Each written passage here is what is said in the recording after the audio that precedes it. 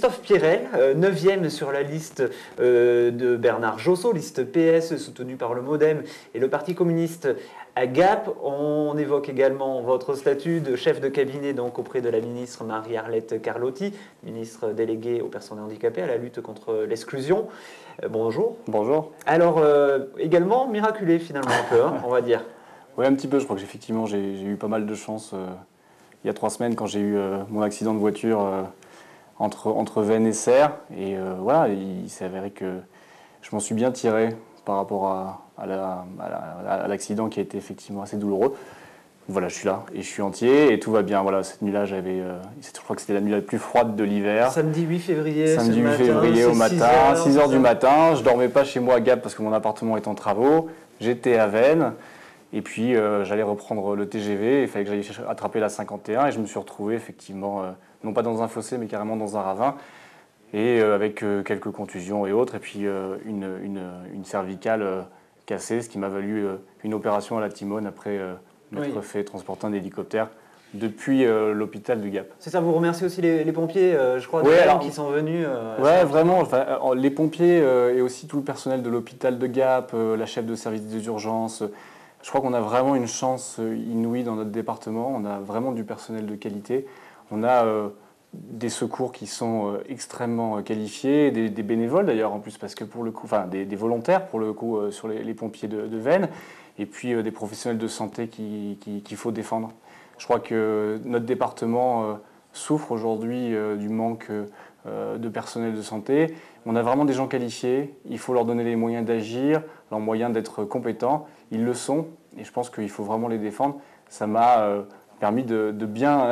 J'ai pu effectivement étudier le personnel de santé et voir à quel point ils étaient efficaces dans ce territoire. Alors certaines langues, bonnes ou mauvaises, suivant les cas, disent ça lui permettra, il faudra qu'il lève le pied, grosso modo, y compris en politique. Je n'allais pas vite, hein. J'ai pris une plaque de verglas à 6 heures du matin, ça peut arriver hélas à tout le monde. Lever le pied, non, ça ne me ressemble pas. J'ai toujours envie d'agir, j'ai envie de faire beaucoup de choses. Je suis chef de cabinet d'une ministre, je suis candidat à Gap sur la liste de Bernard Josso et ça ne me donne pas envie de lever le pied, au contraire. J'ai envie de me battre encore plus pour ce territoire que j'aime. Voilà, j'y suis encore plus présent de fait puisque j'étais en convalescence pendant quelques temps et je ne compte pas décrocher plus que ça. Donc. Vous êtes chef de cabinet d'une ministre, oui. On va évoquer un petit peu en quelques mots, mais quand même l'actualité nationale. On évoque fortement remaniement, une ministre en grande difficulté qui a été battue aux primaires socialistes à Marseille, qui est en difficulté sur le 4e, 5e arrondissement également pour les municipales. Elle est pas en difficulté, elle est pour l'instant dans tous les sondages donnée gagnante. Vous savez, la question du remaniement, je crois qu'il n'y a qu'une personne qui sait en France quand il aura lieu et qui il gardera, c'est le président de la République. Et aujourd'hui, elle est ministre, pleinement ministre et candidate à Marseille dans le 4-5, dans un secteur clé qui va permettre ou pas à la gauche de gagner Marseille. Donc c'est vrai que tout repose un petit peu sur ses épaules et je crois qu'elle a pris sa responsabilité pleine et entière, même si elle a été battue aux primaires, de se présenter dans cet arrondissement charnière qui est très important. Et moi je crois que ça peut que forcer l'admiration, quelqu'un qui effectivement ne lâche jamais le combat pour faire gagner sa famille politique. Après le remaniement, vous savez, tout ça c'est des supputations et ça n'a pas beaucoup de sens aujourd'hui. Ça n'a peut-être pas beaucoup de sens, mais si par exemple, on va évoquer quand même votre avenir, hormis les municipales, si Marie-Arlette Carlotti n'est pas reconduite dans un gouvernement que Jean-Marc Ayrault veut resserrer, Jean-Claude Ayrault, on en parlera après. Oui. Marie-Arlette Carlotti ne fait pas partie des favorites, on va dire, pour rester dans le gouvernement. Vous savez, les choses déjà en politique changent beaucoup. Je crois que c'est quelqu'un qui travaille énormément, qui a beaucoup travaillé pour les personnes handicapées et pour les personnes les plus pauvres en France. Donc elle bosse beaucoup, on bosse avec elle. Pour l'instant, il n'y a pas de raison qu'elle soit sortie du gouvernement. Après, si c'est un gouvernement resserré, qu'il faut faire des choix et autres, les logiques politiques, les logiques de compétences, tout ça, ça appartient au président de la République. Quelqu'un qui travaille beaucoup, normalement, est plutôt, entre guillemets, récompensé. Et puis vous savez, si elle gagne le 4-5, si elle fait gagner Marseille, et puis avec des si, on verra bien. Et puis il y a les européennes, et puis il y a d'autres élections. Et vous savez, le remaniement, on en parle depuis plus d'1 an et demi, et il n'a toujours pas lieu. Donc tout ça, on verra dans quelques mois. Dans 3 semaines, c'est les municipales à Ouais, le Gap. premier tour, ouais. Partout en France, mais y compris à Gap, sur la liste sur laquelle vous êtes, Bernard Oui. Josso, tête de liste d'une liste qui se voulait d'union, Oui. qui finalement est plus petite, plus étroite que prévu. Il y a 3 listes à gauche. Bah, vous savez, ils rassemblent quand même, enfin on rassemble notre liste des gens de la gauche avec le Parti communiste, le PS, et des gens du centre avec le MoDem. Je crois que c'est quand même un beau rassemblement. Après, c'est vrai qu'on aurait pu espérer mieux, on aurait pu espérer plus, mais vous savez, les choses ne se font pas forcément toujours comme on le souhaite, et puis chacun a ses logiques personnelles, ses logiques d'équipe, et ça s'est pas fait comme ça. Moi, vous savez, je suis plus inquiet de voir un maire sortant qui fait campagne, qui est rentré en campagne il y a à peine une semaine, qui a l'air de fuir complètement le débat démocratique. Moi, je trouve que c'est quelqu'un qui, aujourd'hui, est le maire sortant. À un moment, il faut qu'il vienne confronter ses idées, qu'il vienne confronter ses prises de position devant les citoyens. Je trouve que ce n'est pas respectueux, si vous voulez, des citoyens, que de rentrer aussi tardivement en campagne, de profiter de son statut de maire pour faire quand même campagne, effectivement, et ne pas venir se confronter aux citoyens, de ne pas construire un projet avec eux, de ne pas présenter sa liste, de virer ceux de la liste qui ont le plus travaillé. Enfin, tout ça, ça me paraît un petit peu compliqué. Et j'ai vraiment l'impression qu'il fuit le débat démocratique, qu'il fuit les citoyens. Alors, soit c'est parce qu'il a peur, soit c'est parce qu'il est très sûr de lui. Et dans ces cas-là, je trouve ça très orgueilleux. Voilà. Jean-Claude Hérault, le candidat du Front de gauche, a dressé un bilan critique de la mandature. Vous, Oui. l'équipe de Bernard Josso, vous en êtes également à dresser un bilan ou des actions ou des non-actions, ça dépend. Non, ils ont fait un très beau travail, mais nous, on est à sortir un projet, normalement dans quelques jours, en fin de semaine. Bernard Josso et toute l'équipe, on présentera un projet pour la ville de Gap. Je crois que le plus important maintenant, c'est de regarder l'avenir pour les citoyens, pour les Gapençaises et les Gapençais. Là-dessus, on a un gros projet qui va sortir. Donc on a travaillé, nous, au contraire du maire sortant, avec les citoyens, avec la population, avec les partis politiques qui sont partie prenante, assez largement, avec des bonnes idées. Il en a développé d'ailleurs, je crois, sur votre antenne jeudi dernier, notamment sur le développement économique. Tout le projet sortira normalement en fin de semaine. Je crois qu'on a bien travaillé là-dessus.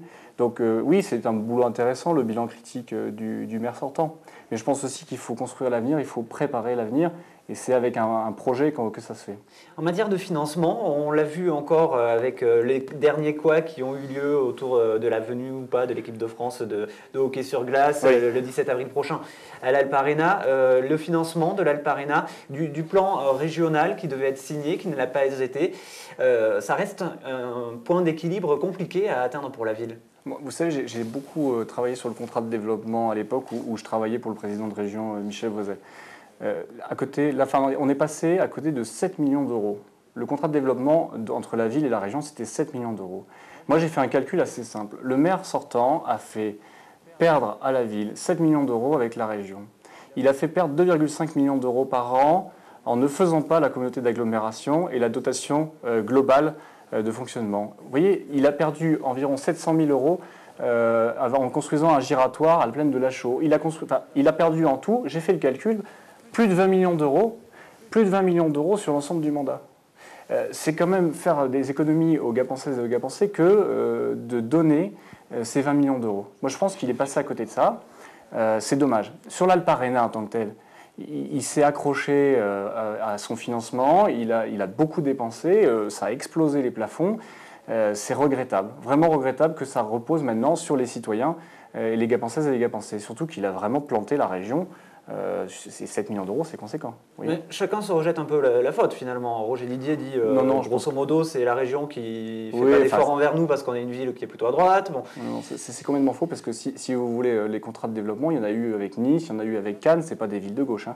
Donc c'est pas tellement la question. Je pense que celui qui a planté, c'est le seul maire de toute la région à avoir planté un contrat de développement. C'est quand même, c'est original comme situation. Ne serait-ce parce que effectivement, il perd 1 million d'euros de financement sur l'Alp Arena, mais il perd aussi 6 millions d'euros pour d'autres aménagements, des pistes cyclables, l'aménagement de la gare, l'aménagement de plein de quartiers. Donc voilà, il y a beaucoup d'argent qui sont perdus par le maire, et je trouve ça dommage. L'entrée en campagne d'un quatrième homme, Oui. Guy Blanc, candidat pour la gauche en 2008, qui avait d'ailleurs finalement été battu de peu de voix par Roger Didier. Ça vous laisse... quelle est votre réaction? De marbre Moi, ça me laisse de marbre parce que j'estime le travail de Guy Blanc. Il travaille bien en tant que conseiller général. Il devrait continuer à travailler en tant que conseiller général. Et je pense qu'il devrait continuer à travailler d'ailleurs avec le groupe majoritaire dont il est issu. Moi, je pensais qu'il était de gauche. Il annonce une liste de droite. Moi, j'ai du mal à comprendre. J'ai peur qu'il perde un peu tout le monde et que du coup, il fasse un score très bas aux élections municipales à venir. Je ne crois pas que les gens trouvent sa démarche très lisible. Moi, je ne la trouve pas lisible déjà. À titre personnel, je pense que personne n'y comprend plus rien là. C'est assez difficile de lire finalement dans les cartes à Gap. La situation est vraiment compliquée parce qu'on voit Guy Blanc qui est de gauche mais qui se dit avec une liste de droite, un maire sortant qui était quand même PRG, parti radical de gauche à la base, qui est soutenu par l'UMP, Bernard Josso PS mais qui est soutenu par le MoDem qui est centre-droit, Jean-Claude Ayrault qui est soutenu par les écologistes alors qu'il est front de gauche et pas soutenu par les communistes. Les cartes sont complètement... Mais je ne suis pas sûr que les gens s'orientent uniquement sur la question des étiquettes politiques. Je crois qu'aujourd'hui, les gens vont choisir un projet pour la ville. Aujourd'hui, le projet de Bernard Josso va sortir là en fin de semaine. Je crois que celui de Roger Didier, on ne le connaît pas. On le connaîtra sans doute quelques jours avant, puisqu'il a l'air de tout faire tardivement. Nous, on l'a travaillé en commun. Donc les gens, aujourd'hui, je crois qu'ils vont se positionner uniquement sur ce qu'on a à proposer aux Gapensaises et aux Gapensais, sur la question du développement économique, sur la question des transports, sur la question d'un développement durable de la ville, sur la culture. Voilà. Nous, on a une vision de tout ça, on a une vision à long terme. Je ne connais pas celle de Roger Didier, je ne connais pas celle des autres candidats pour l'instant, donc c'est à venir, hein. Je crois que tout va arriver à un moment. Et les Gapensaises et les Gapensais se positionneront uniquement sur ça. Vous savez, les étiquettes politiques aujourd'hui, je crois qu'elles ont un rôle important, parce qu'elles permettent à un moment de clarifier certaines idées, mais ça ne fait pas tout. Ça fait pas tout. La question des transports, j'imagine que vous satisfaisez des dernières annonces du ministre Frédéric Cuvillier, notamment par rapport à la rocade de Gap. Oui, mais moi je suis un fervent défenseur de la rocade, mais aussi surtout de la réfection des routes nationales qui mènent au territoire. Moi, ça fait très longtemps que j'avais dit que la 51 ne se faisant pas, il fallait maintenant tout miser soit sur le ferroviaire, soit sur les routes nationales secondaires. Je crois que c'est très important pour nous d'aller là-dessus. Vous savez, sur la question des transports pour le territoire des Hautes-Alpes, la dernière fois j'ai fait le calcul. On a encore 7 projets d'infrastructure de transport dans le territoire, entre le Mont-Genèvre, les routes nationales, les lignes de train, enfin bon. C'est beaucoup trop. C'est beaucoup trop parce qu'aujourd'hui, pour financer tous ces projets, l'État ne peut pas suivre. La région ne peut pas suivre, les collectivités ne peuvent pas suivre. Donc le vrai travail qu'on va devoir faire aujourd'hui, c'est un choix dans les projets. Et ça, c'est très important. Je pense que si on avait un projet structurant pour le Nord, un projet structurant pour le Sud du département, on s'en tirerait mieux parce qu'on saurait comment le financer. Tant qu'on aura comme ça autant de projets, autant de tracés différents, variables, on ne s'en tirera pas.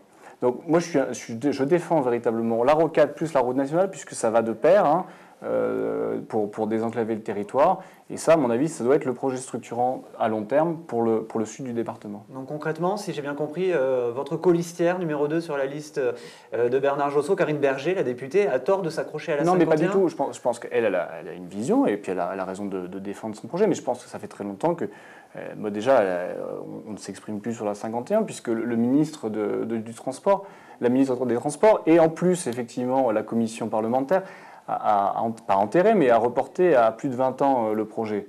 Donc quand le projet est reporté de cette manière-là, il faut trouver ce qu'on va faire pour désenclaver le territoire dans les 20 années à venir. Voilà, c'est tout. Des transports plus sûrs, c'est important, on l'a vu. Oui, puis, et puis surtout des routes avec moins de verglas, mais ça c'est pas évident. On est dans un territoire qui est comme ça. Moi je pense qu'on ne peut pas reprocher, moi j'ai entendu certains qui reprochaient au Conseil général de ne pas assez faire de déneigement et autres. Enfin bon, il y avait une polémique sur le... Oui, à un moment, il y a beaucoup de routes dans le territoire, ça coûte très cher. Il y a aussi un moment où il faut tous être sécurisés, mais même avec des pneus neige, vous voyez, on peut sauter dans un ravin. Voilà. Merci beaucoup Christophe Pierrel, en meilleur état de santé qu'il y a 3 semaines. En meilleur état de santé, mais il y a encore un petit peu de travail, oui, c'est sûr. Merci beaucoup. Merci.